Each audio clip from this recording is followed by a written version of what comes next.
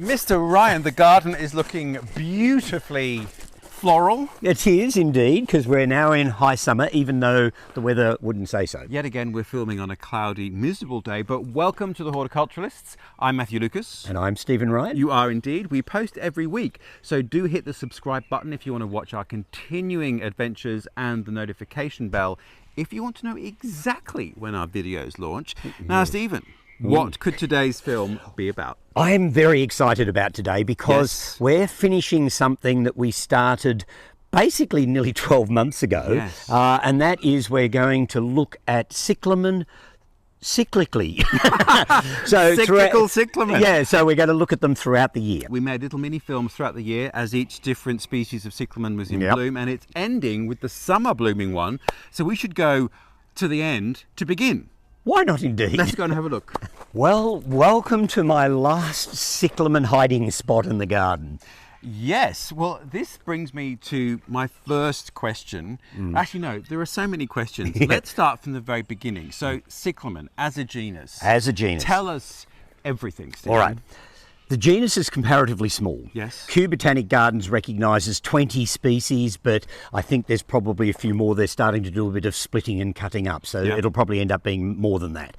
But it's not a particularly big genus. It's Mediterranean-based, so it runs right around the Mediterranean basin virtually, with one exception of a species that grows in Somalia, which was only discovered a decade or so ago. That is quite a distance from the others. Yes, How in fact, curious. it was a huge surprise to the botanists when they first found it. They thought that it was Cyclamen persicum that had been accidentally planted out in the wild somewhere or whatever. So it took them a while to believe they'd discovered a new one, which they funnily enough called Cyclamen somaliensis. So there you go. So it's a small genus. It's very distinctly organised of where it grows around that whole sort of Mediterranean basin. It is in the Primula family, so it's related to the Primulaceae. It is a very unique and interesting group of plants. And the whole premise of this story is to show people cyclamen throughout the year. Our plan is not to show you everyone. In fact, I haven't got everyone, including Cyclamen somaliensis. But I can see there's a glint in your eye. If only. As far as I know, the only place you can see it that isn't in the wild is at Uppsala University, because it was one of their botanists that discovered it. So yes, I'd love one. If anybody's got seed, I'd be up for that. So we're looking at a group of cyclamen throughout the year so that you can actually have something in bloom within this genus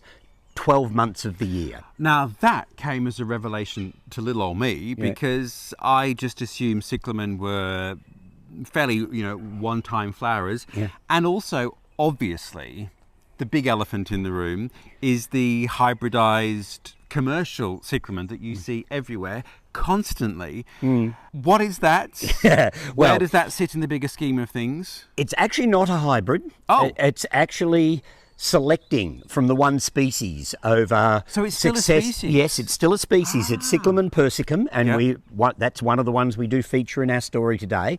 And what they did was they just kept selecting the bigger flowering seedlings and crossing them back together, and they just kept doing that until they produced the great big Mother's Day pot cyclamen that people are familiar with. How interesting. But the really fascinating thing about that cyclamen is that they're now spending an awful lot of time breeding it back to being a dwarf. And so you can now get dwarf selections of Cyclamen persicum that are more chunky and I think less elegant than the wild species. And most of them have lost the perfume that the wild species has. So they've gone full circle. We're now at a point where we've got dwarf Cyclamen persicum again, which almost seems pointless. Yeah, it always was. Well, that sounds like the perfect spot for us to step back in time and visit persicum. Now, what time of year does it bloom? Persicum tends to be a late winter into spring flowering species. Certainly in my garden here, it's in flower during that period of time. Well, let's step back in time to late winter, early spring and look at Cyclamen persicum. One of the most spectacular of the spring flowering cyclamen would have to be Cyclamen persicum. It doesn't just come from the area that used to be called Persia, though, I might add.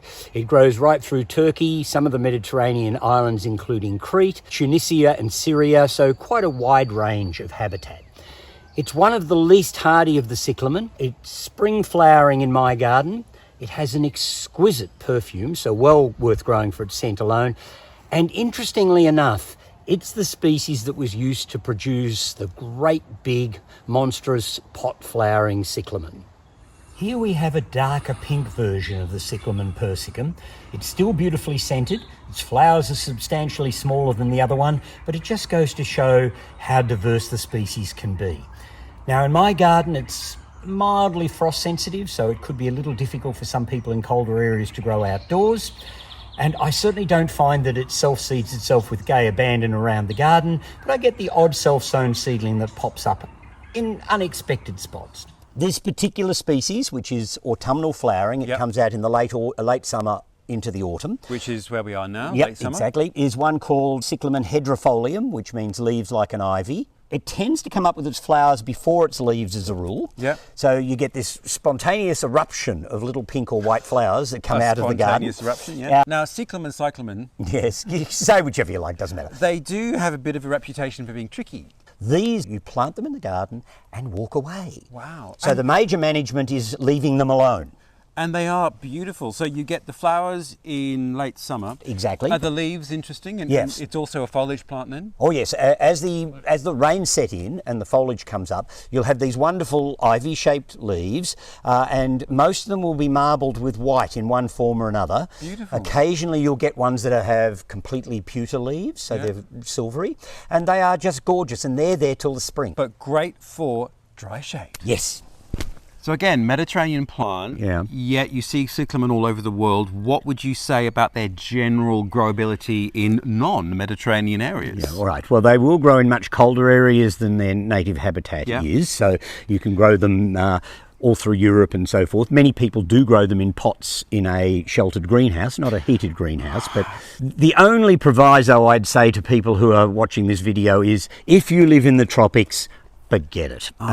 They hate that sort of humid heat and all that sort of stuff. But you know what? If you live in the tropics, there are such amazing things that you can grow. So let's not shed a tear for our tropical viewers. They can grow things I can't. Indeed. You know, which is awful. I want all those plants as well. Here we have one of the other species of cyclamen. This one is Cyclamen cilicium that comes from southern Turkey. And it's also autumnal flowering, much the same time as Cyclamen hederifolium, the much commoner variety. Its main differences are the fact that its foliage is quite rounded and petite in size. The plant itself is slightly smaller. It doesn't have quite the same propensity to self-seed all over the place, although I do get serious seedlings coming up around them some years. And it comes in white and also a soft pink. Is it a bulb or is it a No, they're tuber? tubers. Cyclamen are tubers. So give us some basics. When you're planting them, for example, you don't bury the tuber completely. You have to have the crown exposed. Sorry, the persicum hybrids. Could you be more generous with that? They were wrong. The Cyclamen persicum pot-grown hybrids tend to be grown with their tubers sticking up out of the ground. Yes. All of your wild species cyclamen, including the wild form of persicum, do far better if their tubers are actually fractionally buried below ground level. So they should all be covered. So that's first learning. thing. First learning, yes. So the second thing then is you were set apart from the Somalian one. They're all essentially Mediterranean, which you make certain assumptions about the conditions. So can you talk us through, your cyclamen are in various spots of the garden. To my eye, they all seem to be in a version of a rock garden. What are some basics about how to plant the species in the garden? All right. Well, apart from the summer flowering one, all of the other species are winter growing. So the autumn ones flower before they actually start growing. So their flowers come up, the leaves haven't come up yet. They start to come up with their leaves when the weather cools down and when they're getting rain. Yes. And that same thing works for the spring flowering ones, but they come up with their leaves first whilst it's raining, and then they flower at the end of the season before they go down. So there's only one exception to that rule, because all of the others, because they're winter growing, are perfectly happy being deadly dry in the summer. And as long as they're in, most of them in the shade, because they grow in forests and, up in the hills, and, well, none of them grow right out in the sun, so to speak. So they're all sort of woodlandy plants, basically. And if they don't grow out in woodlands, their tubers bury themselves in amongst rocks where they stay cool in the summer anyway. So they all require those sort of conditions, except for the summer flowering one. Right. Cyclamen cyprium has to be one of the smallest and daintiest species I grow in my garden. It of course comes from Cyprus, so that's its natural habitat. It has tiny white flowers. little pink noses to the flowers, very subtle foliage, so it's not one of the showiest of the species, but it does have an exquisite perfume. And it does tend to flower in the later autumn period, just as the main body of autumn flowering species is going over, and it will help me link in with the later flowering winter ones. The thing with Cyclamen cyprium is that its requirements are fairly similar to most of the other autumn flowering species.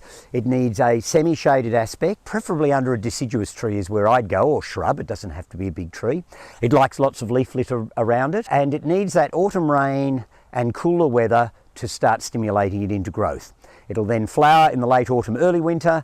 Its foliage will sit there until spring, and like many of the autumnal species, as soon as you get those first warm days in the spring, the foliage will tend to die down, the seeds will have set, the plant will multiply itself the following year, and the whole cycle will start again. Cyclamen cyprium is considered to be not one of the hardiest of the species with regards to cold. So it may or may not survive in some of the colder parts of Europe and North America as a garden plant, but it would certainly make a very good tub or pot plant on a veranda or perhaps in a greenhouse.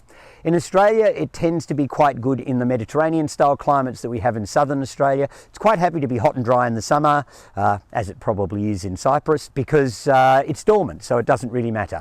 And with the autumn rains, off it goes. So it really is quite well adapted to our climate in southern Australia. All right, Stephen, Mr. Latin Guru, yeah. Where does the name Cyclamen come from? And yes, Cyclamen.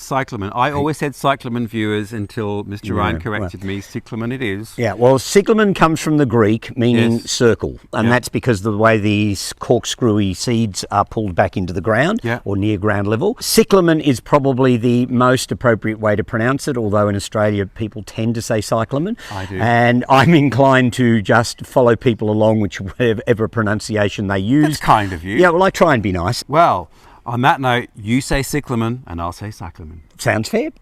Come winter, one of the most beautiful of cyclamen species comes into their own. This is Cyclamen coum, which, like most of the other species, comes from around the Mediterranean region. It has the cutest, chubbiest little white, pink and magenta flowers and very rounded, almost heart-shaped leaves on it. So the foliage can be various from straight green through to pewtery silvers, and there's probably as wide a variation in flower colour of any species with this one. It self-seeds nicely and makes nice colonies, but the tuber underneath it always stays comparatively small, unlike some of the other species that end up like dinner plates. Great little winter flowering cyclamen. Like most of the other cyclamen, this particular one seems to do best where it's in a comparatively shady spot, particularly as far as summer shade is concerned. So under a deciduous tree or shrub suits it best, and it will even push its way through snow. So it's as hardy as they come as far as cold is concerned. Don't even think about it if you're in the tropics. It comes up with its foliage first, which it comes up in the autumn. The flowers follow right through the winter months. And as soon as the warmth of late spring comes along, you'll get your first really hot days. The leaves will start to yellow and it will disappear and go into a dormancy for the whole summer.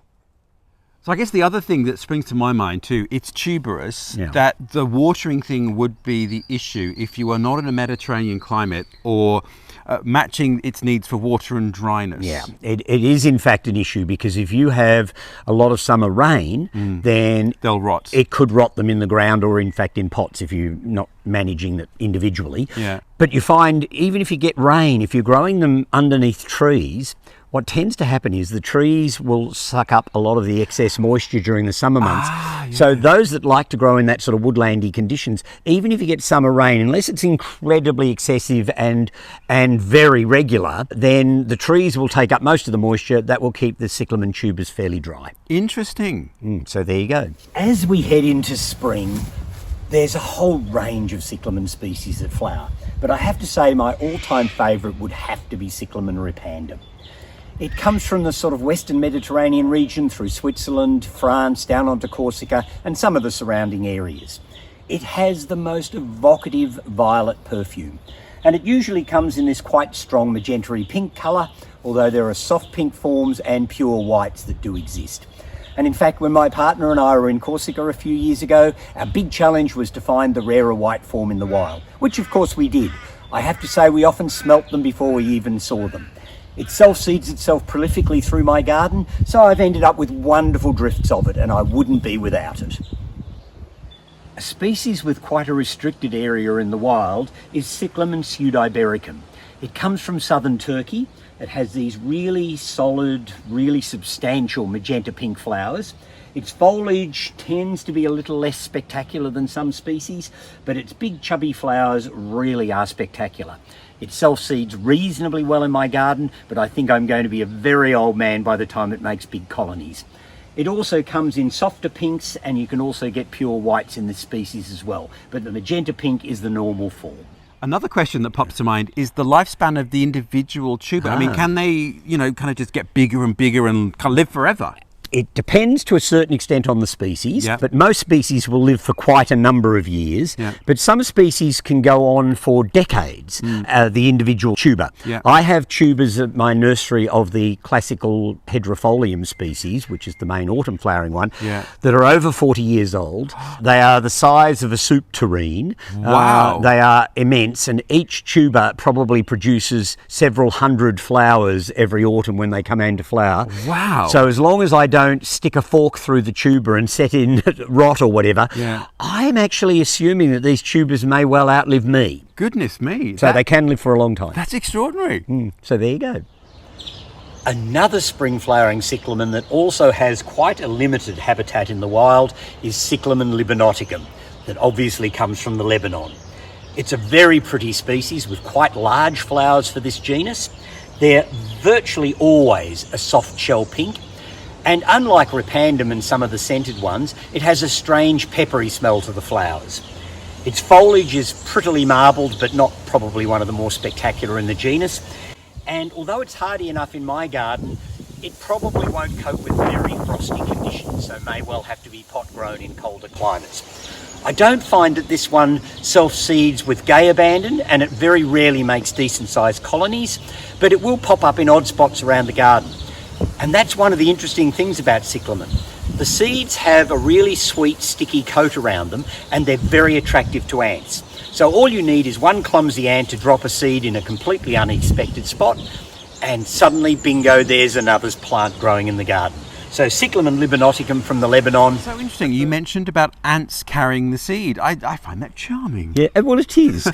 The problem is, of course, some of the seed ends up in the ant's nest and may well be too deep for it to ever germinate, but you can always rely on the occasional clumsy ant. And so they pick up the seeds because they've got a sweet sticky coating on them, which is specifically there to attract ants. Hang on, so this is every cyclamen species? As far as I know, they all have the same sticky coating. So that's their strategy for seed dispersal? Yeah, because the seed itself is inside a capsule that gets pulled down towards the plant in a corkscrewy fashion, and it sits on ground level. When the seed pod explodes open, the seed is just sitting there waiting to be dispersed. By an ant? By an ant, hopefully. That's what they're planning on. And that's one of the charms of cyclamen, in fact, that sometimes you'll have a seedling pop up a completely unexpected part of the garden, metres and metres away from where your original colony started. Maybe this is how that Somalian species became isolated, a very long travelling ant. I have grave doubts about that, but nonetheless, it is quite an interesting strategy that they use. Yes. And so the seed will end up underneath the leaf litter where it can then germinate. Wow. Normally germinates the following season, so the time when the cyclamen would be coming up, so depending on which species it is when in fact the seedlings will then germinate from the original seed. Patience is required initially because it can take 2-3 years sometimes or more for a seedling to get big enough to start flowering. Yeah. But of course, once you've got that snowballing thing happening, you've got new seedlings coming on board every year. So it grows exponentially because, as we all know, the best way to grow cyclamen is to have them in huge drifts. Before I reveal the next cyclamen species to you, we need to have a little bit of a history lesson and something of a personal tour. Let's go right back to April 1944, when two British SOE officers, Patrick Leigh Fermor and William Stanley Moss, with the help of their Cretan allies, captured Major General Heinrich Krepp. Now, he was in charge of the forces of Germany that were in control of Crete at the time, and they managed to get him out of the country. But to start with, they had to take him up into the mountains to a far from salubrious cave to hide him out for a few days before they could ship him out of the country.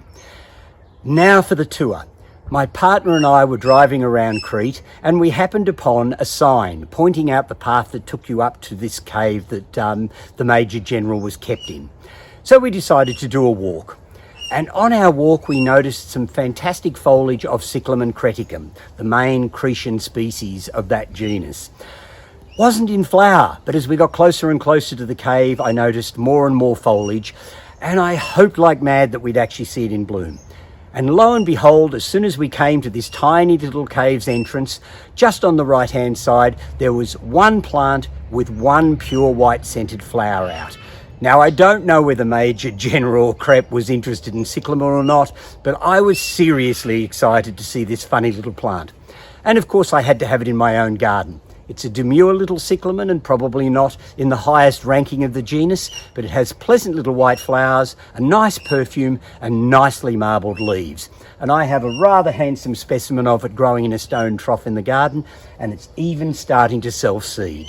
Right, which brings us conveniently Yes. to the summer flowering one. So what is the name of this one? All right, so Cyclamen purpurascens is the only species that flowers through the summer months. Yeah. And because it flowers through the summer months and is more or less evergreen, it does actually require some summer moisture because otherwise it can't function. Yeah. So I plant that in a shady spot in a rock garden, somewhere where I can keep it watered through the summer so that it doesn't dry right out. All right, let's have a look. All right, good. This is Cyclamen purpurascens. You'll find it growing in the hills and mountains of Italy and surrounding countries, and it flowers all summer long. This particular plant of it is a particularly deep flowered form. They often come in sort of more mid-pinks. It's also a silver-leafed form. A lot of the forms of purpurascens have fairly plain green leaves, so I've obviously got a really good form of it. It is highly perfumed, as long as you can get down on the ground far enough to be able to smell it. And this particular plant is growing in a gravelled rock garden in permanent shade. It actually faces away from the sun, and I do have to give it some irrigation during the summer months to keep it going well. So Cyclamen purpurascens is the only summer flowering species in the genus. Cyclamen purpurascens. Yes. Purpurascens? Purpurascens, yes. The fragrance, viewers, Stephen got me to have a good whiff. It is the most beautiful, violety, rich, velvety fragrance. It is. It's fabulous. Which led me to ask, we should create a perfume. can you grow it in pots? Because you want to have it elevated and close. Well, most cyclamen species can be pot grown. Yeah. They need a little more care and attention with regards to whether you withhold water or when you're watering and so forth than they do in the ground. But yeah, most of them are very pot growable, and you often see pictures in alpine garden journals and things like that of amazing specimens being staged at flower shows and winning lots of medals and what have you. So they can be grown beautifully in pots, and if you're really good at it, you can grow them exceedingly well in pots. And that's what they need to get into some of the hybrids, is that incredible perfume. Yeah. Well, there was a whirlwind tour of the Cyclamen genus. And it is one of the few genera that I know of with so few representatives within the genus that can give such incredible value and longevity of flowers in your garden. I can hardly think of anything else that even comes close to them. So it's not surprising that people have become somewhat obsessed with the genus, to the extent where like you. Yeah, like me, where they're collecting the pewtery silvery leafed forms and the special coloured leafed forms. I mean, they don't extend much beyond white, pink to magenta as far as flower colour is concerned. But the foliage is a whole new game on top of that as well. So you not only have to collect all the species, but you have to collect all the really good forms. And the fragrance, oh my goodness, it's just incredible. So there you go. So they are a really good genus, a really important genus, and probably, certainly in Australia, an undervalued genus of really good garden plants. Yeah, ideal for our climate, apart from the tropics, as we pointed out. Well, Stephen, how could we possibly top this calendar epic, the cyclical cyclamen epic that we have just shown? Probably can't. But if you subscribe and dial in next week, you will find out what it is we're going to talk about. Exactly. So come on board next week. And we look forward to seeing you then. Bye. Bye all.